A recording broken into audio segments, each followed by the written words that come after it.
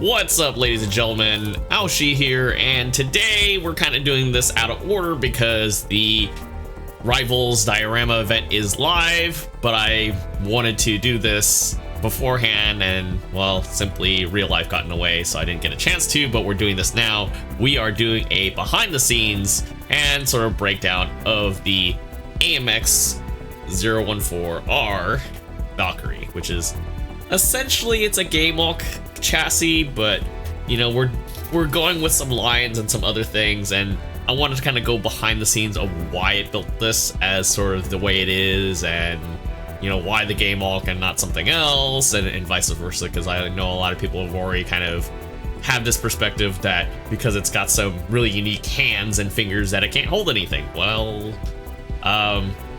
you know, without jumping into the story right away, I'd appreciate you guys if you go out of your way to give this a thumbs up and let me know what your comments are on it, because, well, unfortunately, we do have some limitations with the Gundam Breaker 4 engine, especially with the fact that, yes, we can switch different arms on there, different kits, but we can't switch, like, the inside arm. So, like, say you want to keep the shoulders, but you want to run different arms on there and everything. Yeah, I couldn't do that. So, without further ado, let's get into it. So,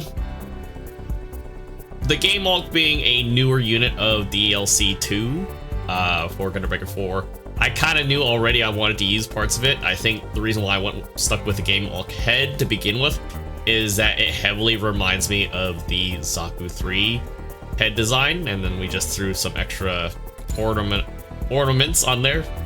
God, I wanted to say ornamentals, but like ornaments came out because it is the holiday season already.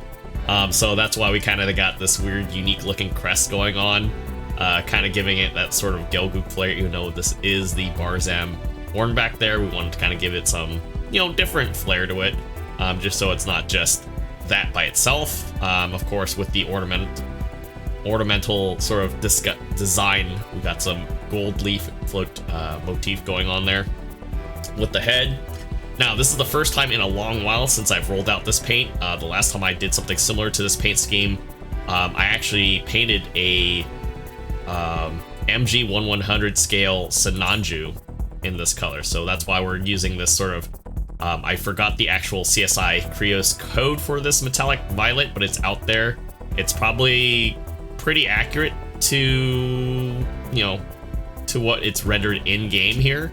We're also utilizing the preset paint for the regular Rick Dom and the regular Dom, and that's pretty accurate because that's the other polar half. Unfortunately, due to the swatches that we're using on here, or what we have access to, it's clearly, you know, we can't balance this out a little further, or in a sense of how I would like to do it. So, kept the head.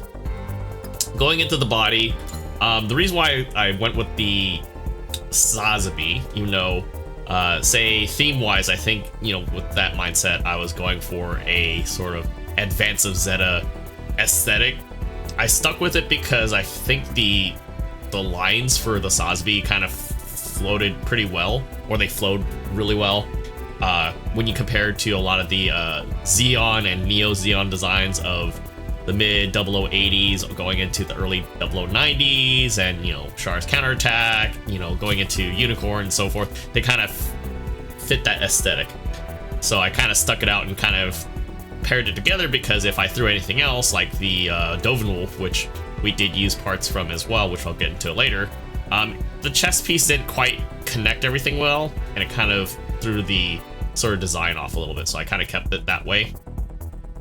Going into the legs, we went, I know we're kind of going out of order here, we went with the Kshatriya. Now, of course, I wish I could take off certain pieces, but the reason why we went with that is, again, kind of the same aesthetic. If I threw the Dovenwolf legs on there, it is very much like the Gundam Mark V, but unfortunately, due to the double Zeta designs and everything, it just didn't look right.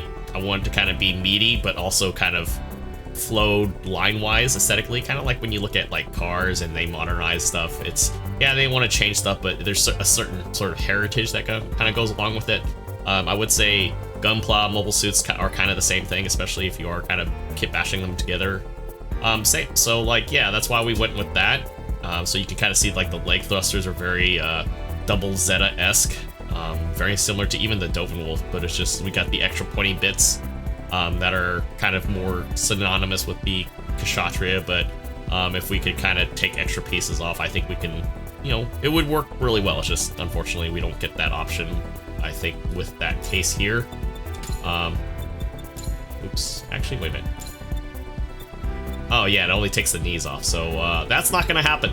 If it was the sort of crotch piece there, yeah, I would take that off because it, you know, having that chest mega beam thing from the Sazbi would be pretty cool. Now, as far as what I was saying earlier, the arms for the Geymalk, we wanted to keep that there because, you know, Zeon suits with broad shoulders are pretty cool.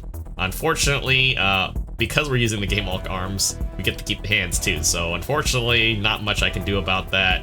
Already had a fair amount of criticism from people not understanding the choices there because going into the beam weaponry, we decided to give it the well, I wanted to give it the long dead NG halberd, but the tomahawk is the closest thing I got, but I didn't really like how I was implementing it, so I decided to throw in the offhand the Amahama saber because I don't think there's enough suits that have like yellow sabers or green sabers, so I felt like, well, running the yellow saber might be kind of cool, and then like the default Geymalk one, I didn't like the donut thing. It didn't really have that that sort of aesthetic really well.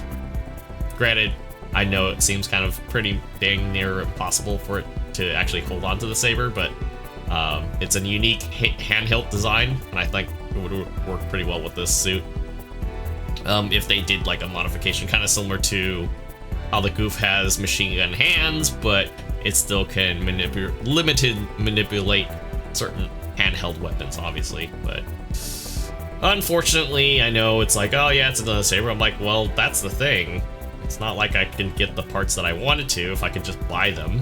Because I would, like I said, I would rather run it the dead NG and kind of try to, well, I think initially I would have wanted to try to make the a modified version of the F2000, but I don't think we have all the parts available necessarily, because, you know, that would unfortunately need for us to kind of modify that chest piece to have that extra armor, the extra heavy armor on the shoulders and arms and the legs, which they would have to add that in this game as, you know, additional pieces, but, you know, that came out in like early 2000s, and that would be something they would have to add post-production, because I'm pretty sure the DLCs are all done, I think. So it's just like, yeah, it would be nice, but it's kind of sad that the only thing we get from that series, or that sort of web series that they had for the 35th anniversary, is just the pole arm, which I think you see a variation of that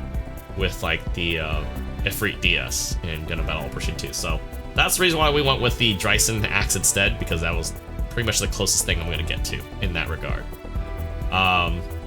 Weapon choices, because we did kind of want to go AOZ a little bit and kind of touch on that Zeta, double Zeta timeline. I don't know. Yeah, we did throw an offhand weapon, so we kept the long blade rifle. I would leave it up to the audience, the people that, you know, look at this and like come up to their own conclusions why it would have something like this in a sort of Neo Zeon-esque design for that diorama. Same goes for like the backpack too, because it's just, you know, it's based off of that Gundam Mark V design. Zeon has their own take on the technology and makes it their own, so I didn't want to throw the, you know, the regular mother funnels on there. That would be too easy, so I wanted to kind of go with something that, you know, felt like it would flow really well together. And it kind of, I would say it kind of does. I don't know what else I would substitute it if I didn't want to go with the Dovenwolf backpack. I mean, unfortunately, a Baowu is not available. The closest we're going to get is the Rebaowu, which has extra stuff I would not like to go through and deal with, which is why I think I went with this design, because it made it a lot easier to kind of add extra trim. It would be nice to kind of be able to control the trim a little bit more on the Geymalk parts, especially with us running a little more gold on there, but Unfortunately, that is just a limitation of the game engine. But at the same time, we do have a lot of the mega particle cannons and everything that normally come with these pieces, so I think it would be pretty formidable kind of streamline it, because if you look at the regular basis of the Geymalk leading into the Dagdoll, Dagdoll's pretty substantially crazy already, and it's like a lot thinner, so I wouldn't go as far as saying it's related to that. I would say this is more kind of sticking to the lore a little bit with I would say a significant amount of embellishment, just because we are kind of crossing different pieces together, but that's mostly because of the limitations of what we have available to choose from.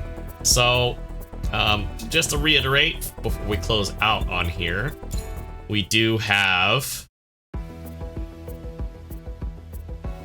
this here, so you can kind of see it a little bit more closely, but I'm kind of going out of order because we want to go with the diorama, because that's what we have currently uploaded right now for the Rivals event. And just so you guys can kind of see, this is just one other angle that we went through. It's one very much photo, very familiar photo. And then you got this one here, just to kind of give some type of dynamics in the action. I know, like I said, people have already criticized the saber. Doesn't seem like it's super exciting, but that's kind of what I want to go, is I want to get that up close thing, but then if I get the up close angle where it's just like this, you kind of lose a little bit of the dynamic. So I wanted to kind of give an angle that way people can kind of see what's going on. You know, there's something going on it's not over the top with effects, but it's enough that you can kind of figure out what's going on and come up with your own conclusions to kind of check things out. But, you know, there's some people that are super talented that can still pull that off. So hopefully you guys enjoyed this brief but very late breakdown of the AMX-015R Valkyrie, which is just a name that made it simple for me to kind of call it, just because I didn't want to call it a Geymalk Kai or whatever else some of you guys might come up with. Just kind of keep things simple. If you guys, again, liked it, definitely don't forget to give it a thumbs up, and I will see you guys all on the next video. Take care.